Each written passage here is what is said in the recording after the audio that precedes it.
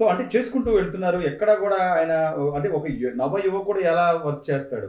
ఆ తరహాలో ఆయన on the clock, round the clock ఆయన వర్క్ చేయడం గానండి. పొద్దున వెళ్తే సమీక్షలని లేకపోతే అవును. మంత్రివర్గం మీద కసరత్తులని, గతంలో అవును. ఏం జరిగింది ఏంటి మొత్తం గూడా శ్వేత పత్రాలు విడుదల చేసి ప్రజల ముందు ఉంచుతున్నారు మేడం. అవును.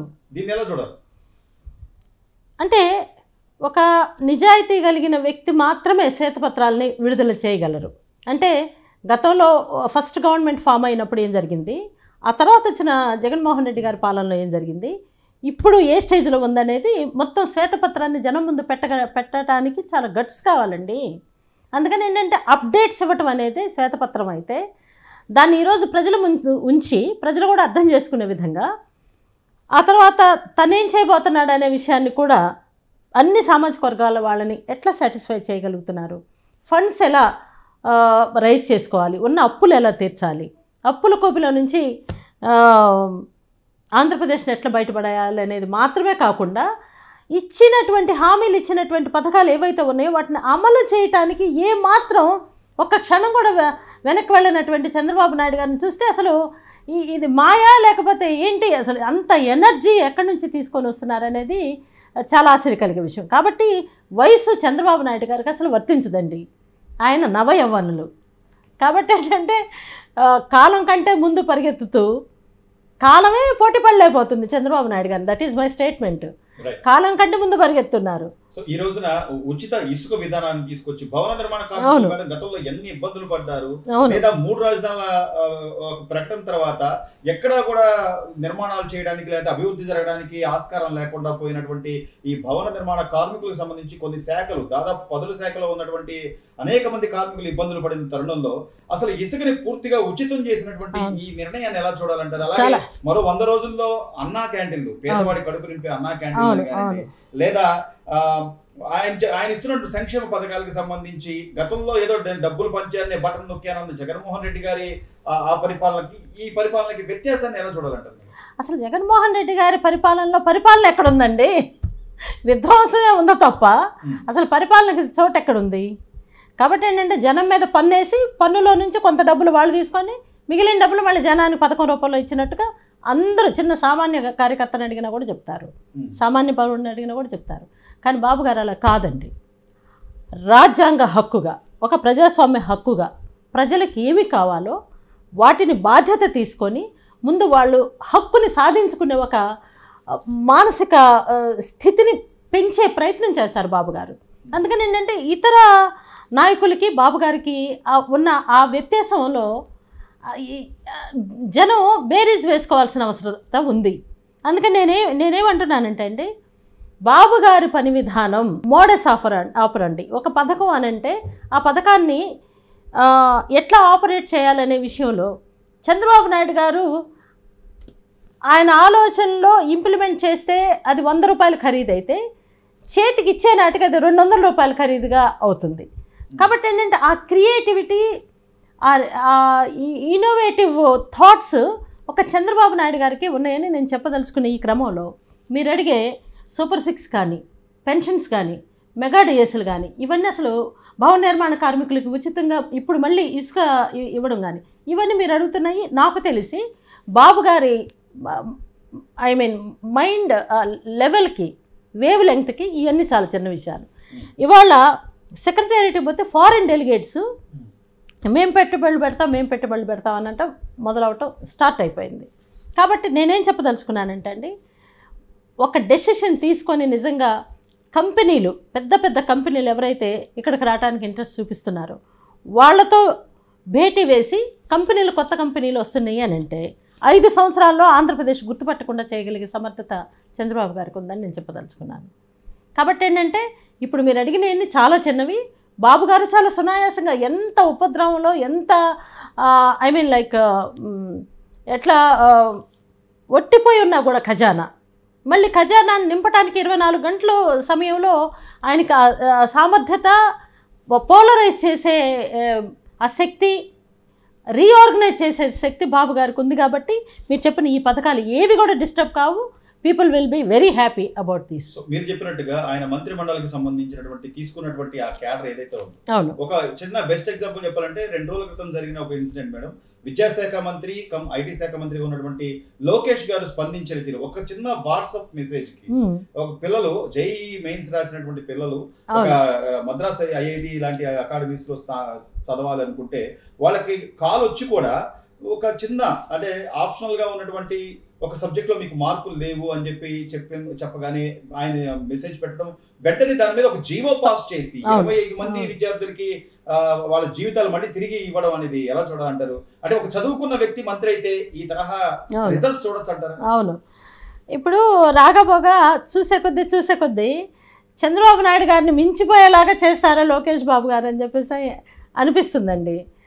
అంటే యువగళం అనే పాదయాత్రలో ఆయన ఏవేవైతే చూశారో వాటన్నిటినీ రెడ్ బుక్లో కాదు, ఆయన మైండ్ బుక్లోనే రాసుకొని పెట్టుకొని తను ఏం చేయాలి, ఎంత చేయగలడు అనేది ప్రిపేర్ అయిపోయి మినిస్టర్ అవ్వడం అనేది అసలు ఆంధ్ర ప్రజానీకం చేసుకున్నటువంటి అదృష్టం అని నేను చెప్పదలుచుకున్నాను. అందుకని జస్ట్ ఒక వాట్సాప్ మెసేజ్తో రెస్పాండ్ అయ్యి జీవో పాస్ చేయడం అనేది బహుశా ఇట్లాంటి చిత్రమైన విషయాలు, చారిత్రకమైన విషయాలుగా మార్పు చెంది మనకెప్పటికీ గుర్తుండిపోయేలాగా, ఇతరులు మనల్ని ఉదాహరణగా తీసుకునేలాగా ఉండడం అనేది మన తెలుగుదేశం గవర్నమెంట్లోనే సాధ్యం. దానికి చంద్రబాబు నాయుడు గారు, లోకేష్ గారు, పవన్ కళ్యాణ్ గారు కలిసి సమిష్టి కృషి చేయడం అనేది చాలా గొప్ప విషయంగా నేను చెప్పదలుచుకున్నాను. ఈ కనెక్షన్లో నేను ఒక విషయం చెప్తానండి. పక్క రాష్ట్ర ముఖ్యమంత్రి అయినటువంటి రేవంత్ రెడ్డి గారు, పక్క రాష్ట్రం ముఖ్యమంత్రి చంద్రబాబు నాయుడు గారు 18 గంటలు పనిచేస్తున్నారు కాబట్టి నేను ఆ 18 గంటలు పనిచేయడానికి నేను కూడా సమాయత్తం అవుతున్నానని డైరెక్ట్గా పబ్లిక్గా విట్నెస్ ఇవ్వడం అనేది మనం చూసాం.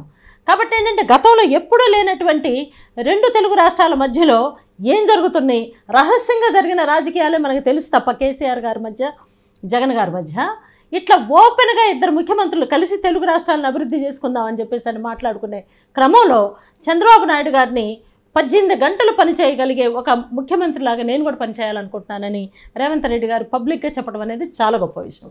కాబట్టి మేము పార్టీలో ఉన్నాం కాబట్టి మేము పార్టీలో ఉండి చంద్రబాబు నాయుడు గారు జై చంద్రబాబు నాయుడు గారు చాలా చేస్తారు అని చెప్పగలగటం అనేది మామూలు విషయం, అందరం చెప్తాం. కానీ పక్క రాష్ట్ర ముఖ్యమంత్రి చంద్రబాబు గారు లాగా నేను పనిచేయాలని చెప్పారు అని అంటే that is enough to understand what is Chandrababu Naidu గారు. ఆయనతో మీరు అన్నట్టు కదా పోటీ పడుతూ ఈ రోజున ప్రజా దర్బార్ అనేది ఒకటి ఏర్పాటు చేశారు. రాష్ట్ర వ్యాప్తంగా వస్తున్నటువంటి వాళ్ళ ఎవరైతే బాధితులు ఉన్నారో లేకపోతే ఎవరైతే వాళ్ళకి సహాయం కావాలో వాళ్ళని ఆయన ఆదరిస్తున్న తీరుగానండి లోకేష్ గారు ప్రజా దర్బార్ పేరు మీ దాకా వచ్చి ఉంటుంది, మీకు తెలిసే ఉండదు. దాని మీద మీ కామెంట్ ఏమంటారు సార్? కామెంట్ ఏం లేదు సార్. ఇప్పుడు ప్రజా దర్బార్ అనగానే నాకు ప్రజావేదిక గుర్తొచ్చేస్తుంది అందరికీ, ఇప్పుడు కాస్త నాలెడ్జ్ ఉన్న వాళ్ళందరికీ. ఆ ప్రజావేదికలో ఎక్కడెక్కడ జనం అందరూ వచ్చి చిన్న ప్రాబ్లం నుంచి పెద్ద ప్రాబ్లం దాకా చెప్తే సహనంతో విన్న ఒక అనుభవం నుండి జగన్మోహన్ రెడ్డి అతని డిస్ట్రక్టివ్ యాక్టివిటీస్తో ఆ ప్రక్రియనే అసలు క్యాన్సిల్ చేస్తే with in no time Telugu Desam government form అవగానే అదే ప్రజావేదికను మళ్ళీ కంటిన్యూ చేసి మార్నింగ్ టు అంటే 10 o'clock వరకు సమస్యలను వినగలగడం అనేది ఏదైతే ఉందో అలాంటి నాయకులు ఉంటే ఎంత ఒట్టిపోయినటువంటి రాష్ట్రాన్ని కూడా తిరిగి మళ్ళీ పచ్చగా చేసే అవకాశం ఉందని నేను చెప్పదలుచుకున్నాను. అందులో చంద్రబాబు నాయుడు గారి తర్వాత మళ్ళీ అన్ని మార్కులు కొట్టేసిన నాయకులు లోకేష్ బాబు గారని నేను చెప్పదలుచుకున్నాను. అంతేకాకుండా ఈ మంత్రులు ఎవరైతే ఆ అవకాశాన్ని తీసుకున్నారో, మంత్రివర్యులుగా అయ్యారో వాళ్ళందరూ దిట్టలండి. వాళ్ళకి అడ్మినిస్ట్రేటివ్ స్కిల్స్ అన్నీ ఉన్నవాళ్ళు. ఫర్ ఎగ్జాంపుల్ వంగలపూడి అనిత సిస్టర్ని తీసుకుందామండి, చెల్లి. తను ఒక టీచర్గా మొదలుపెట్టి పిల్లలకు పాఠాలు చెప్పే ఒక టీచర్కి తొందరగా ప్రపంచం అర్థమవుతుంది.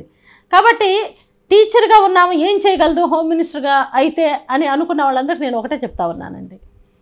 హోమ్ మినిస్టర్గా అనౌన్స్ చేసిన 2వ గంట నుంచే ఫైళ్ళన్నీ దగ్గరేసుకొని కూర్చొని హోమ్ మినిస్ట్రీలో ఫస్ట్ ఏం మాట్లాడాలి, కంటిన్యూషన్లో ఏం మాట్లాడాలి, ఎలా ఫెయిల్ అయింది లాస్ట్ గవర్నమెంట్, మేము ఎలా సక్సెస్ కాబోతున్నాము, మేమేం చర్యలు తీసుకోబోతున్నాం అనేది అసలు కామాలు ఫుల్ స్టాపులు లేకుండా మాట్లాడినటువంటి హోమ్ మినిస్టర్ అనిత గారిని మనం చూసాం.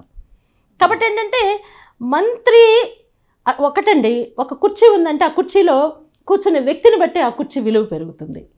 కాబట్టి ఏంటంటే గతంలో హోంమంత్రులుగా చేసిన వాళ్ళు మహిళలు, నేను అప్రిషియేట్ చేస్తున్న వాళ్ళు మహిళలు హోంమంత్రులు అయ్యారు.